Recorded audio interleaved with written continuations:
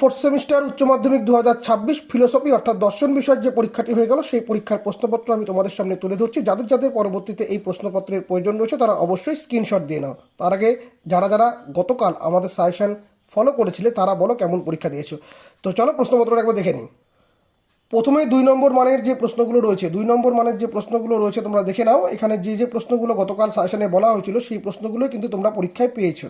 যাদের যাদের প্রয়োজন তারা স্ক্রিনশট নিয়ে নাও। এই তোমাদের প্রশ্নপত্রগুলো একবার তোমরা লক্ষ্য করো। যাদের যাদের প্রয়োজন আছে তারা তারা নিয়ে নাও। দেখো মৎস্যকন্যা আছে, এটা কিন্তু বলা হয়েছিল। তো প্রশ্নটা তো একটুখানি তোমরা দেখবে। তো এই প্রশ্নগুলো কিন্তু কমন পেয়েছো তোমরা।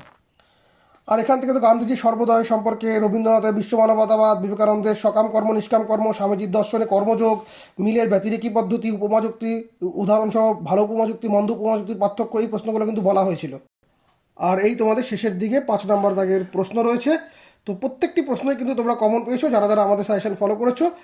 আগামী পরীক্ষার জন্য তোমাদের বেস্ট অফ লাক জানিয়ে আজকের ভিডিও এখানে শেষ করছি। ধন্যবাদ।